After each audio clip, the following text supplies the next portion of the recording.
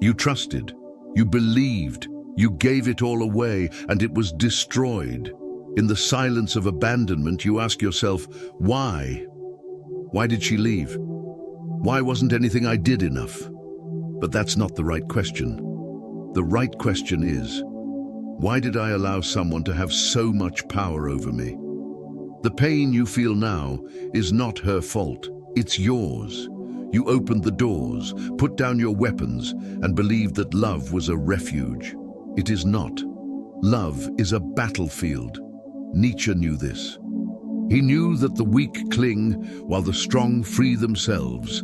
I knew that suffering is the price paid by those who do not understand the game of the will to power. Now, you are in ruins, but there is a choice. Or do you remain there, fallen, crying for crumbs of affection? Or you are reborn, cold, untouchable, immortal. This video is not about consolation. It's about awakening, about breaking the invisible chains that have made you an emotional slave. If you're ready to never be hurt again, if you are ready to become inaccessible, merciless, indomitable, follow. But know, you will need to die for everything that was. Do you remember the exact moment you felt the ground disappear? That moment when everything you believed in collapsed.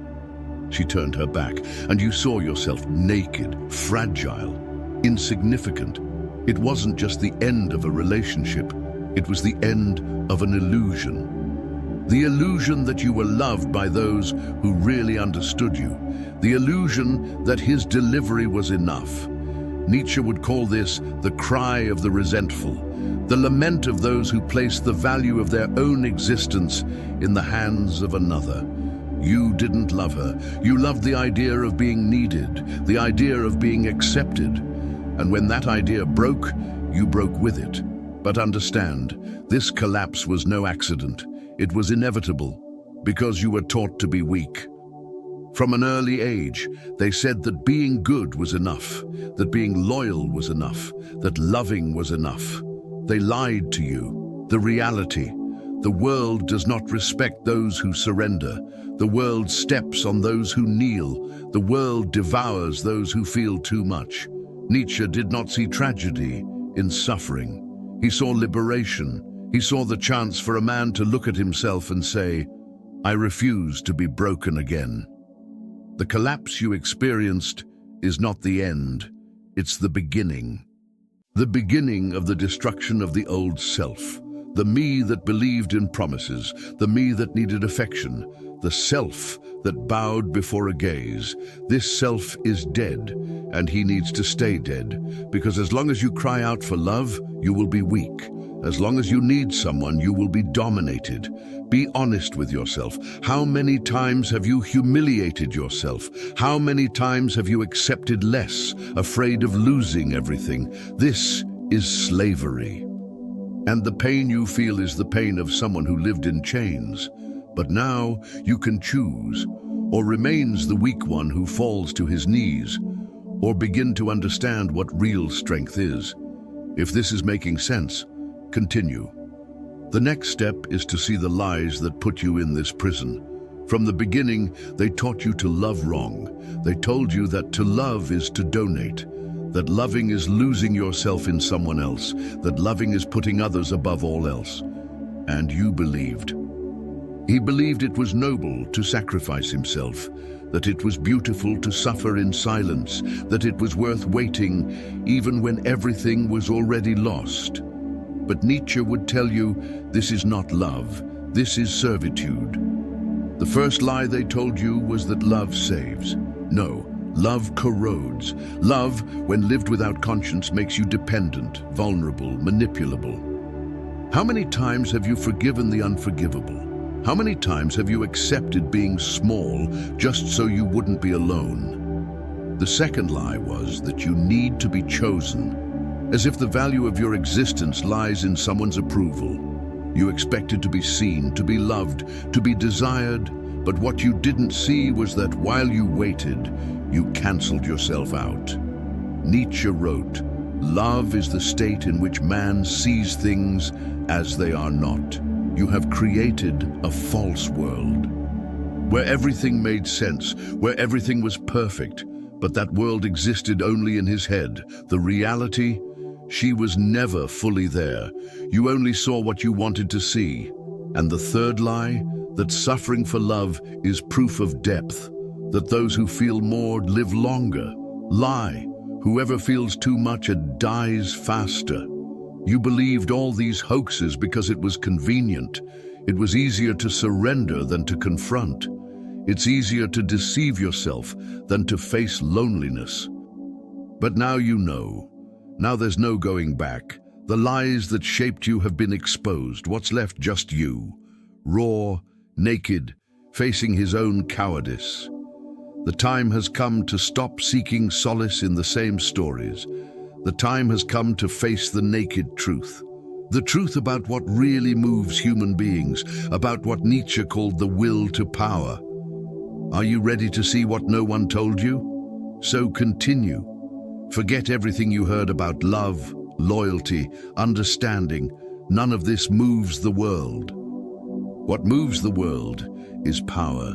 Nietzsche saw beyond appearances. He knew that every gesture, every word, every touch, it carries a hidden intention. And this intention is simple: dominate or be dominated.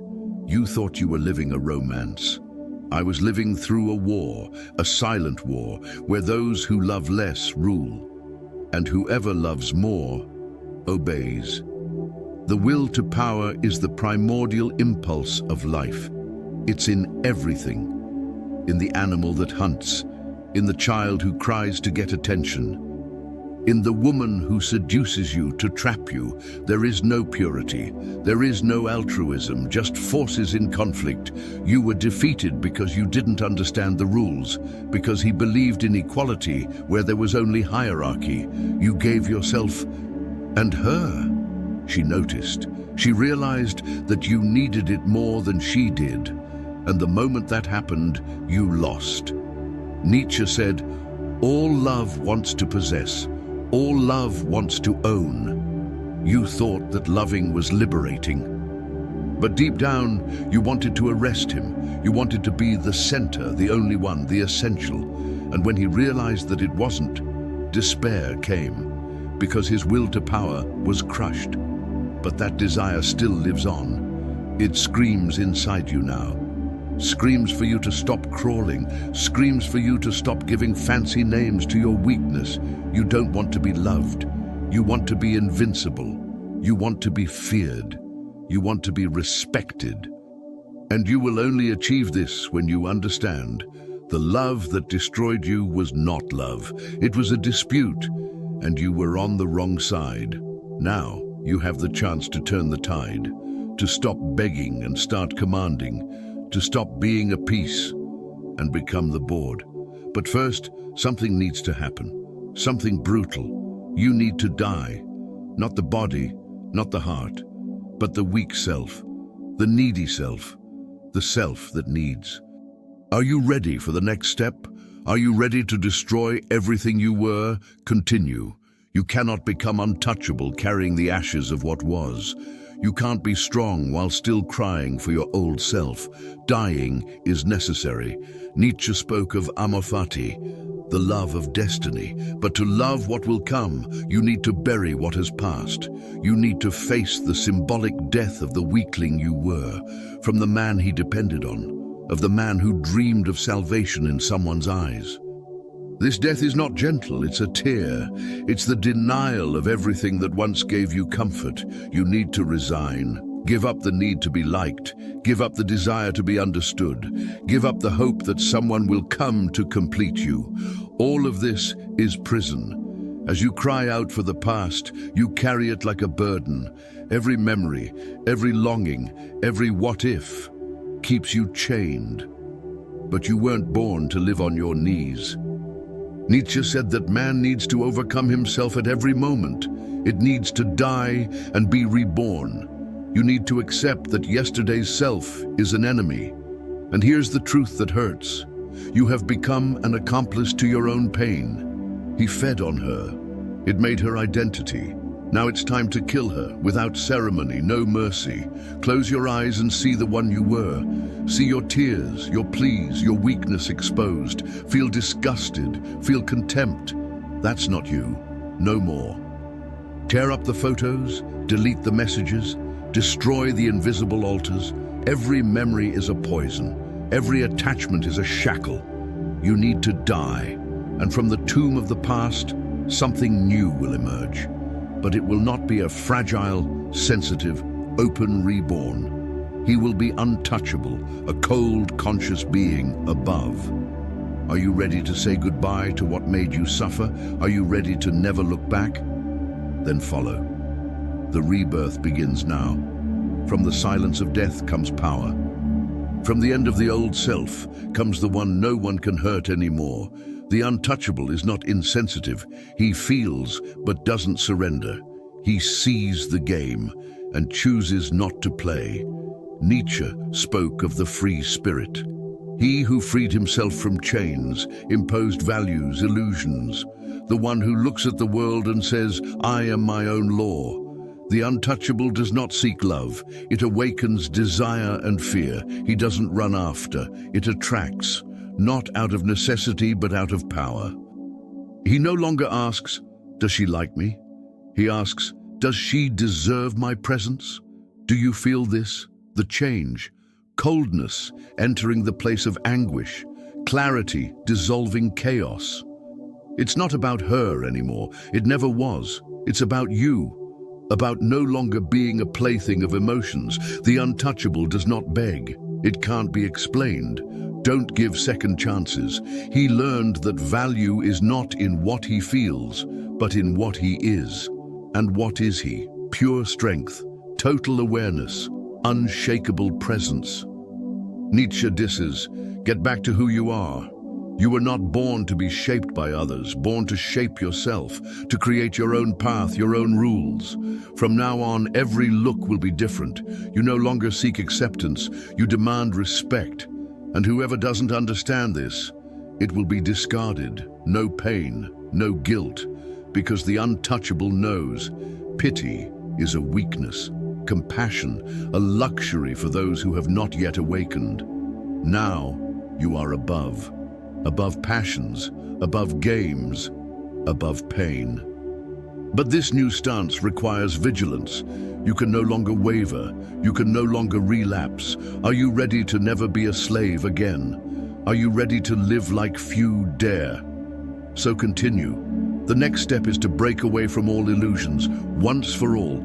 You were once a slave, but the chain that bound you was not in her hands. It was inside you. It was the fear of loneliness, the hunger for validation, the desperation for belonging. As long as you need someone to feel complete, you will be vulnerable. As long as you look for a reflection of your value in the eyes of others, you will be weak. Nietzsche despised those who gave in to resentment, those who blamed the world, blamed others, blamed love, because he knew true power comes when you take on everything, all pain, all loss, all humiliation. You created your emotional prison. Now, destroy each brick. Stop waiting. Stop wanting to understand what went wrong. Nothing went wrong.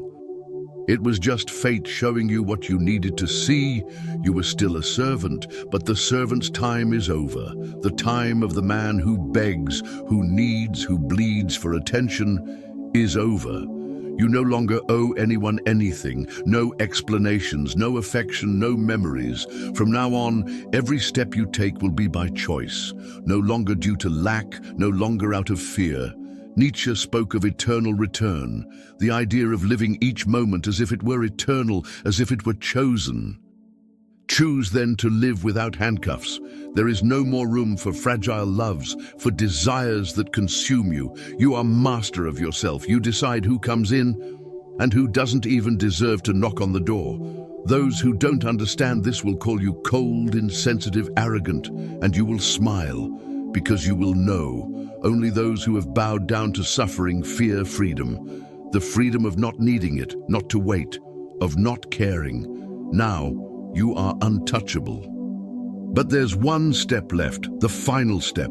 Are you ready to not only free yourself, but dominate, to no longer love, but rather govern? Then follow. Superman awaits you. You are not the same anymore, not the broken man. It is not the man who cries out for love. Now you are something beyond. Nietzsche Shamu SSR de Übermensch, the Superman, he who creates his own values, who lives beyond good and evil, beyond pain and pleasure. Superman does not carry scars, he turns them into armor. He does not mourn the losses, he uses them as fuel. Have you been betrayed, humiliated, discarded? Excellent, it forged you.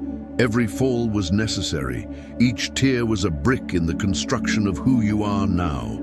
Superman does not fear love, but he does not bow to it. He loves if he wants. He leaves if necessary.